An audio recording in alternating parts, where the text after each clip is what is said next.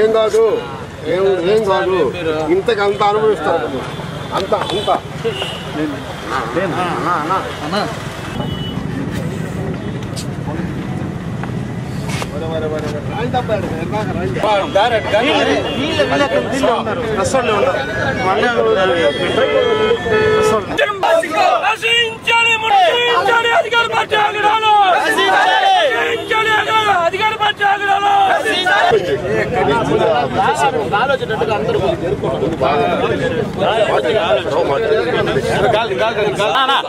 కొంచెం వెనకనా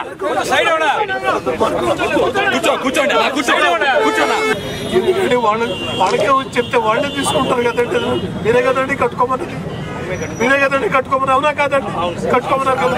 మరి కట్టుకోమన్నప్పుడు కట్టుకునే దాంట్లో తేడా ఏదైనా ఉంటే మీరు వాళ్ళకి చెప్పాలి కదండి. నాకు చెప్పారు, నేను చెప్పాను మీకు ఎట్లా కావాలంటే చేస్తామండి అని చెప్పని శత్రు దేశం మీద దాడి చేసినట్టు అది ఏంటంటే కష్టపడి అందరూ కలిసి పైసా చూసుకొని సీరియల్ కట్టుకుంది.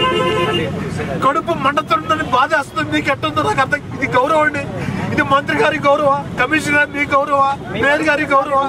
నేను దీన్ని దయచేసి మాట్లాడుతాను. దీన్ని నేను రాజకీయ వివాదం నేను చేయదలుచుకోలేదండి. దీన్ని ఎందుకు ఇంత రాజకీయ వాదం చేస్తున్నారు నాకు అర్థం కావట్లేదు. సంవత్సరం రోజుల ముందు మంత్రి గారు స్వయంగా స్టేట్మెంట్ ఇచ్చారండి. మన మంత్రి గారు స్వయంగా స్టేట్మెంట్ ఇచ్చారు. వాడల సీనియర్ సిటిజన్లకి విశ్రాంతి మందిరం కట్టిస్తారని చెప్పని. ఒక్కడి కట్టారండి? ఒక్కడికి అట్లా. షెల్టర్స్ ఎక్కడ కట్టుకుంటారండి? రోడ్డు పక్కన కట్టుకుంటారు. ఇది మీ స్థలం కూడా కాదు, రోడ్స్ అండ్ బిల్డింగ్ స్థలం. ఆ స్థలంలో మీ అనుమతి తీసుకొని కట్టుకున్నారు. కట్టిన తర్వాత కట్టిన దాంట్లో మీకు ఏదైనా తేడాలు ఉంటే మీరు వచ్చి చెప్తే వాళ్ళే మార్చుకుంటారు, లేకపోతే మేము మార్చుకుంటాం.